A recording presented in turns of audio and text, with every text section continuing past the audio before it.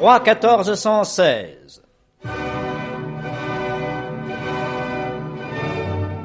Une émission de Pierre Dac.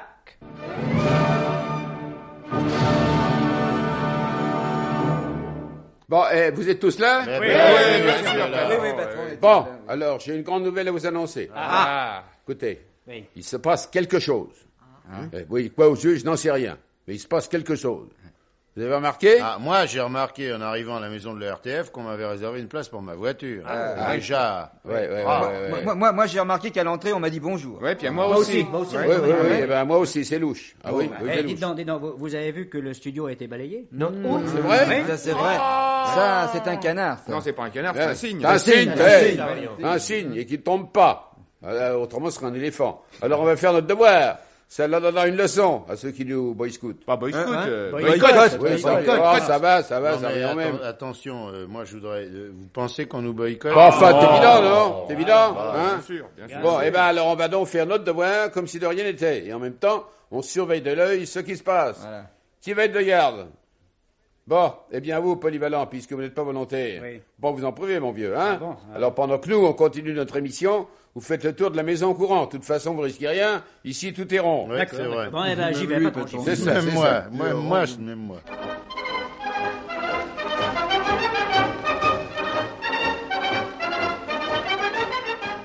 Et voici le bruit des auditeurs. Une rubrique vachement intéressante. Oui, à la radio, il existe depuis des années la chanson des auditeurs. Les auditeurs écrivent pour réclamer un titre qu'ils dédient à quelqu'un. Pour Toto, de la part de Nini à Maubeuge. Eh bien, nous allons vous proposer le bruit des auditeurs. Si vous voulez offrir un bruit à quelqu'un qui vous est cher, un ami ou un parent, vous nous écrivez et nous diffuserons ce bruit avec l'aide de monsieur Rabluson, qui est bruiteur en chef à la maison de l'ORTF. Alors, nous avons ici quelques lettres qui nous sont déjà parvenues, bien avant qu'on annonce le concours d'ailleurs, il faut le dire. Voici la première, de la part du marquis Yves Salguier-Chopard de la Moulziette, pour sa bonne Georgette. Le marquis nous réclame un stylo à billes bleu qui tombe sur une moquette mauve. Vous pouvez nous faire ça, monsieur Rabluson? Suite. C'est vraiment bien, c'est vraiment très bien.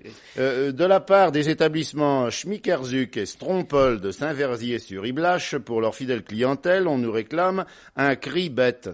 Oui. C'est effectivement très bête, oui. Encore une petite chose, maintenant, pour le colonel Troublé-Chobard, de la part de son cher Maurice, une porte qui ferme mal. Vous pouvez nous faire ça? Cette porte. Et voilà. Eh bien, c'est bien aussi. Elle est fermée. Et alors, voici maintenant une chose peut-être un peu plus difficile pour vous. Monsieur l'abbé Samuel Schwartz de Nîmes nous demande un faux bruit qui court. Goldwater est élu. C'est effectivement, c'est vachement intéressant.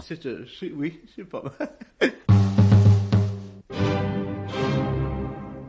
Il y a des ministres qui font des voyages à l'étranger, qui passent à la radio et à la télévision. Ils sont pour ainsi dire célèbres. Mais il y en a d'autres qui sont ignorés, inconnus. Il y en a, c'est à peine croyable, qui vivent isolés dans leur bureau.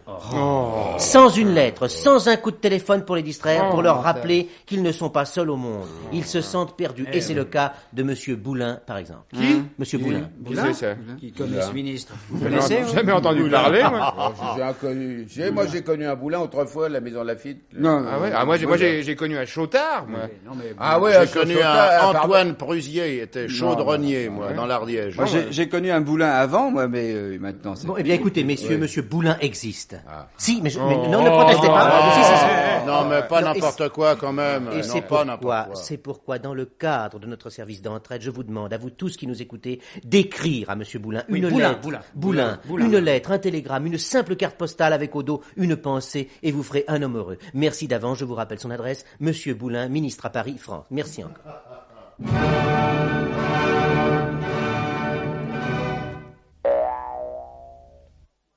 Pardon, Goldwater. Au fond de la courbe, à droite. Thank you. Et maintenant, la recette de tricot du mois. Conseils pratiques et économiques pour tricoter un passe-montagne de plage à manches retroussées.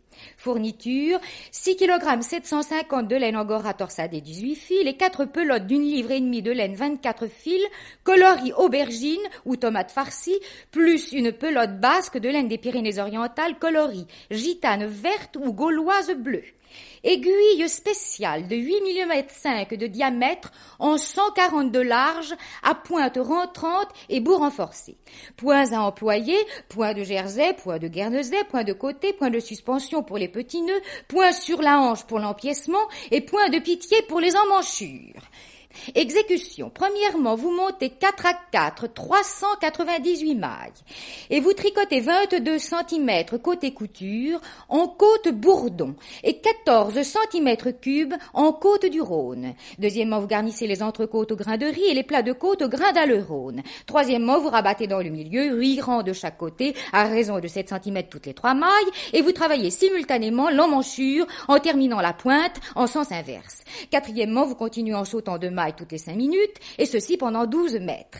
Cinquièmement, à 1,75 m du bas, vous rabattez 224 mailles en diagonale et 6 fois 78 mailles en demi-clé renversée. Sixièmement, diminuez les mailles au fur et à mesure qu'elles augmentent, et quand vous n'avez plus de laine, c'est fini.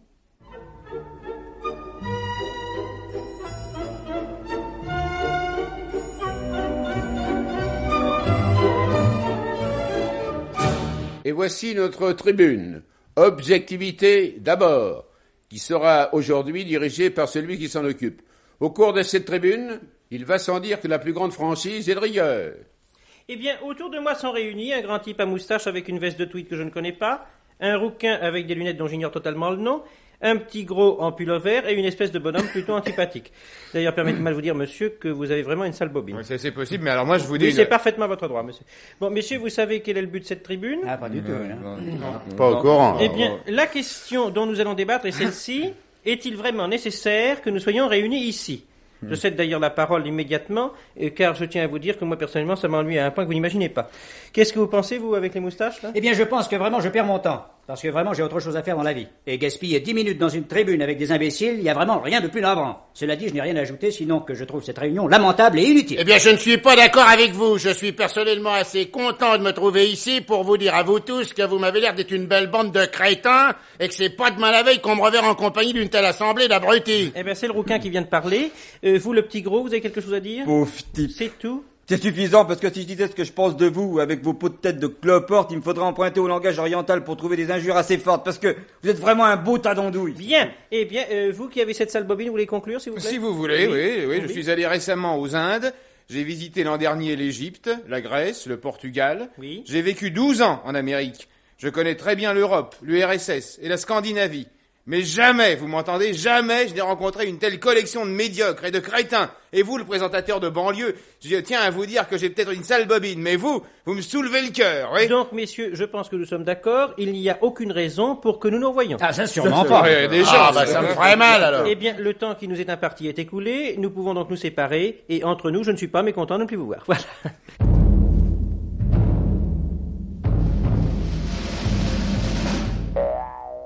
Maintenant, patron, je crois que c'est le moment de votre éditorial maintenant. Ah oui, c'est juste. On est tous, Oui, ça va, tous ça les va. amis, on est contents. On est contents parce que pendant que vous tirer allez beau, parler, oui. on va pouvoir aller boire un coup. C'est ça, c'est ça, D'accord, allez. c'est ça. Au revoir. Allez-y, patron, allez-y. Ouais, ça va. Mesdames, mesdemoiselles, messieurs, excellences, mon général, ma sœur. Quoi qu'on puisse en penser, et quel que soit le sexe auquel on appartient de gré ou de force, nul ne peut s'inscrire en faux contre le fait que nous nous trouvons présentement, qu'on le veuille ou non, à la veille des jours prochains. Je sais, certes, à la suite d'une longue pratique du tiers prévisionnel et par prémonition caractérielle, la question qui ne peut manquer de m'être posée. Ces jours prochains, de quoi seront-ils faits ? À l'instar du général de Gaulle, je répondrai que, la température étant ce qu'elle est pour la saison, les prochains jours seront ce qu'ils seront, qui ne les empêchera pas pour autant d'être de nature diversifiée et même contradictoire pour peu que les circonstances s'y prêtent. Et si rien ne dit qu'il n'en sera pas ainsi, rien ne dit non plus qu'il en sera autrement. De toute manière, C'est avec sérénité qu'il convient de les attendre, quels qu'ils soient, d'où qu'ils viennent et où qu'ils aillent, le cœur battant peut-être, mais la tête froide, les pieds au chaud et un grog bouillant à portée de la main en cas de manifestation grippale. Et je m'en voudrais de ne pas citer, en guise de conclusion, ces édifiantes paroles prononcées récemment par M. Guy Mollet à la buvette de l'Assemblée nationale. L'homme d'aujourd'hui ne deviendra celui de demain que s'il prend dès à présent pleinement conscience qu'il n'obtiendra ce qu'il désire que dans la mesure où il exigera ce qu'il veut obtenir. C'est ça, la démocratie.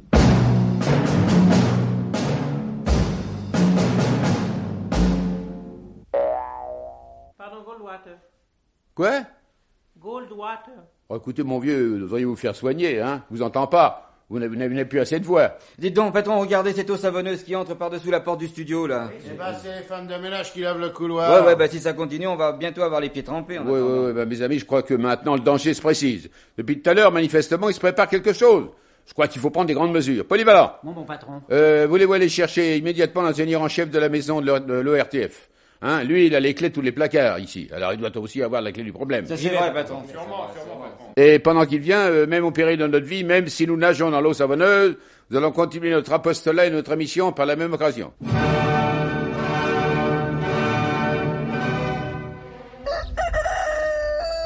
Qu'est-ce que c'est que ça? Je vous livre un sac de coque. Ah, oui, ben, la cave est au-dessus, là, au premier. Naturellement, en France, comme toujours, en Rouspette, on se plaint de la récession des affaires vont mal, les affaires marchent pas. C'est absolument une très grave erreur. Sur les boulevards, en particulier, les camelots font d'excellentes affaires. D'ailleurs, jugez vous-même. Approchez, mesdames et messieurs, aujourd'hui vente exceptionnelle, aujourd'hui on brade, on sacrifie, aujourd'hui on fait des affaires. À titre publicitaire et pour 3 jours seulement, la compagnie minière du Haut-Katanga et le comité de la joaillerie française vous proposent leurs articles réclames. Et d'abord, la rivière de diamants 40 carats présentée sur coton hydrophile et dans une boîte en carton. Cette rivière de diamants, vous l'emportez pour combien? Même pas pour 20 millions, pas pour 19 millions, pas pour 18, même pas 17 ni 16, mais 15 millions seulement et ça n'est pas tout. Avec la rivière de diamants et à titre publicitaire, nous vous donnons gratuitement le solitaire 12 carats valeur 6,5 millions.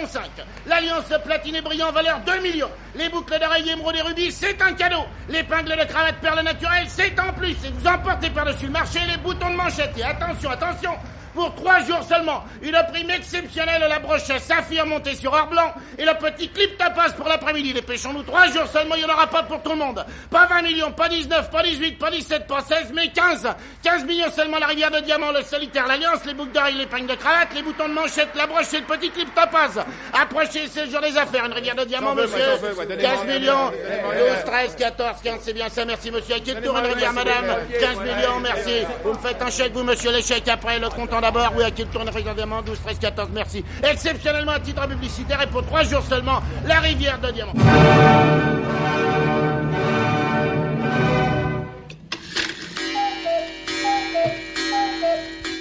Ah, ouais, monsieur... Pardon, monsieur Gold... Water? Non, Schmidt. Ah, oh, ouais, au fond de la courbe, à gauche. Oui. Merci.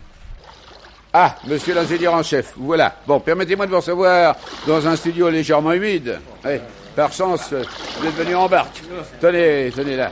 Venez là, accoster, là. Doucement. Le long de la table, Posez-le sur mon coude. Le long de la table sur lequel nous sommes réfugiés. Voilà, très bien. Voilà. Alors, est-ce que vous savez pourquoi on est inondé? Oui, je peux le dire. J'ai déjà dit depuis longtemps à la direction. En réalité, c'est pas l'eau qui monte, n'est-ce pas? C'est la maison qui descend. La maison qui descend. Oui, la maison descend et l'Arlésienne monte. L'Arlésienne? Quelle Arlésienne? Parce qu'il y avait avant ici un puits arlésien. Ah. C'est sans doute ça qui nous inonde. Et oui, si c'est pas l'Arlésienne, c'est la Seine qui monte par capillarité. Monsieur l'ingénieur, c'est impensable. Comment expliquez-vous qu'on s'enfonce? Ah, mais ça, il y a plusieurs explications. La première est électronique. Ça vient de la modulation de fréquence. La quoi? Modulation de fréquence. Oui, parce que la vibration engendrée par la modulation de fréquence fait descendre la maison dans le sol vers l'Arlésienne. C'est un peu comme béton vibré. Sauf que béton vibré, ça durcit, modulation de fréquence, ça ramollit. Ça va descendre longtemps comme ça? Mais jusqu'à point d'équilibre, petite Madame Jolie. Peut-être dans 200 ou 300 mètres, ça va s'arrêter. D'ailleurs, en même temps qu'on descend, la tour Eiffel, elle monte. C'est théorie de Wegener. Oui, on est sûr de cette explication parce qu'il faudrait envisager une autre solution. Actuellement, l'eau arrive à la hauteur de la table. Mais il n'y a pas d'autre solution que monter en même temps que l'eau, n'est-ce pas? Heureusement que le plafond est haut. Enfin, vous avez bien une solution, parce qu'il serait temps de la trouver. Moi, je suis petit, et même debout sur les plus hautes notes du piano, l'eau commence à arriver à la bouche. Faites la planche! Faites la planche! Oh merde, mais regardez l'eau qui monte toute avec vous là. Je crois. Ça y est, le micro est dans la flotte. Pardon, Monsieur Gold.